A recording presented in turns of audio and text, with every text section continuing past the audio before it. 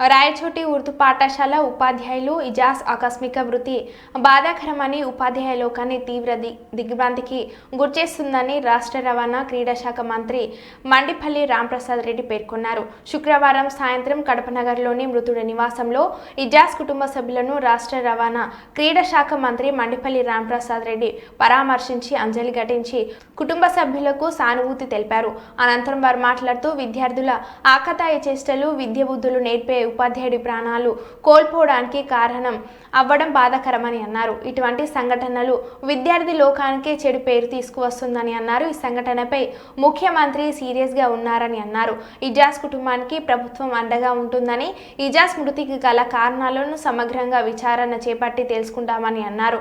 ఉర్దూ పాఠశాల అందరితో ఆప్యాయంగా మంచిగా మాట్లాడే ఒక మంచి ఉపాధ్యాయుని కోల్పోయిందని, ఆయన పవిత్ర ఆత్మకు శాంతి కలగాలని వారి కుటుంబ సభ్యులకు ఓదార్పును తమ ప్రాకట సానుభూతిని తెలుపుకుంటున్నామని తెలిపారు.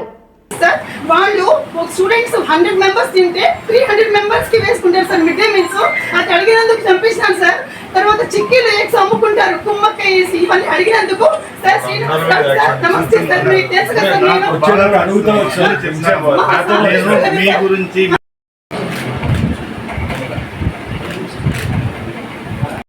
బాబు గారు అయితేనే దీని మీద ఎంక్వైరీకి ఆదేశించడం జరిగింది. ఈరోజు సాయంత్రమే మా కలెక్టర్ గారు అలాగే ఎస్పీ గారితో మాట్లాడడం జరిగింది. అక్కడ పోస్ట్ మార్టం రిపోర్ట్లో కూడా తెప్పించుకోవడం జరిగింది. అది రేపు పొద్దున్నే ఎస్పీ గారే రిలీజ్ చేస్తారు. దాంట్లో జరిగిన సంఘటనలు అక్కడ ఆ రోజు సాయంత్రం ఇన్సిడెంట్ జరిగేటప్పుడు ఎవరైతే పిల్లలు ఉన్నారో, టీచర్లు ఎవరైతే ఉన్నారో వాళ్ళందరినీ ఇంట్రాగేషన్ చేస్తున్నారు. ఆ రోజు దొరికిన 3 పిల్లల్ని అయితే పోలీస్ స్టేషన్లో పెట్టి ఎంక్వైరీ కూడా తరువుగా జరుగుతూ ఉంది. ముఖ్యంగా మేము ఒకటే చెప్తున్నాం, రాష్ట్రంలో ఉన్న స్కూళ్ళల్లో ఎప్పుడు ఇలాంటి సంఘటన జరగలేదు.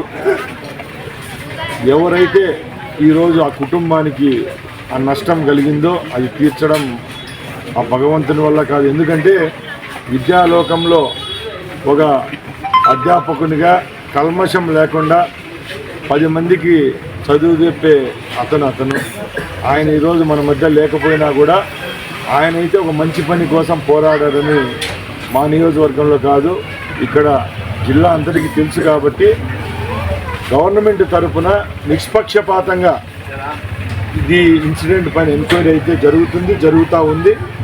అతి త్వరలోనే అక్కడ ఆ సంఘటన చేసిన వాళ్ళే కాదు, ఆ సంఘటనకు ఎవరైతే ప్రోత్సహించినారో, ప్రోద్బలం ఇచ్చినారో వాళ్ళపైన కూడా సస్పీషియస్ వ్యక్తులు ఎవరైతే ఉన్నారో వాళ్ళ మీద కూడా కంప్లైంట్ ఇవ్వడం జరిగింది. ఇప్పుడే అన్నమయ్య జిల్లా ఎస్పీ గారితో కూడా మాట్లాడాం.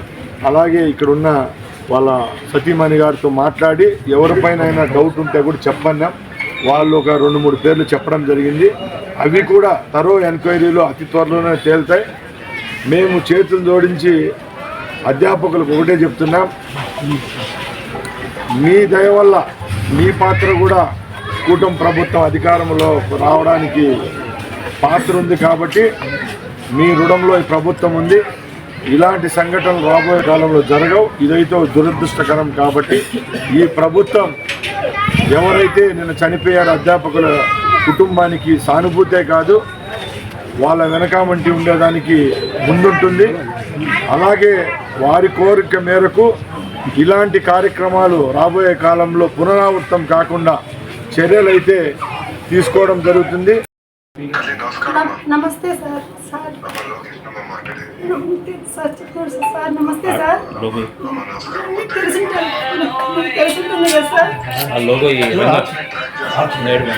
చూడండి సార్, టీచర్లే చంపించేస్తారు సార్ మా ఆయన్ని. సార్ ఆ స్కూల్లో ఉన్న టీచర్లు సార్ చంపించేస్తున్నారు సార్ మా ఆయన్ని. దయచేసి మీరు ఎంక్వైరీ చేయండి సార్ ప్లీజ్, ఏమనుకోకుండా సార్. సార్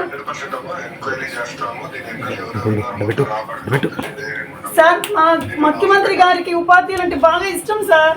ఇది ఉపాధ్యాయుల ప్రభుత్వం అనే విషయం నాకు బాగా తెలుసు సార్. నాకు అందులో ఇంకొకటి, నేను టీచర్ ట్రైనింగ్ చేసేది చంద్రబాబు నాయుడు, శ్రీమతి నారా చంద్రబాబు నాయుడు ముఖ్యమంత్రి గారు ఇప్పుడున్న ముఖ్యమంత్రి గారు పాఠశాలలో నేతాజీ నెహ్రూ తిరుపతిలో ఆయన చదివిన స్కూల్లోనే నేను ట్రైనింగ్ చేశాను సార్. మన ముఖ్యమంత్రి గారు చదివిన స్కూల్లోనే నేను ట్రైనింగ్ చేశాను సార్. అవును సార్. మీరు టీచర్ అమ్మా? అవును సార్, నేను టీచర్ సార్. మీరు ఎక్కడమ్మా? ఇంకా ఏ స్కూల్? నేను Rayachoti girls high school sir, Rayachoti girls high school చెప్తున్నాను సార్. మన ముఖ్యమంత్రి గారు చదివిన స్కూల్లో నేను టీచర్ ట్రైనింగ్ చేశాను సార్ నేను. అలాంటిది నా భర్తని ఒక టీచర్లు, ఇద్దరు టీచర్ దుర్మార్గులుగా మారి పిల్లల్ని దోషులుగా క్రియేట్ చేసి వాళ్ళని శిక్షించినారు సార్. శిక్షించి చంపించేస్తున్నారు సార్. వాళ్ళు ఎలా శిక్ష పెట్టినారు సార్? నా భర్తని క్షోభ పెట్టారు సార్. వాళ్ళు రకరకాలుగా క్షోభించినారు సార్. దయచేసి మీరు వాళ్ళ పేర్లు సార్, సివాతుర్ రహమాను అలీ సార్, మీరు దయచేసి మీరు. అవును సార్, ఇచ్చినాను సార్. సార్ నాకు పూర్తిగా మాట ఇచ్చినారు సార్. మీకు న్యాయం చేస్తామమ్మా ఖచ్చితంగా సార్. నాకు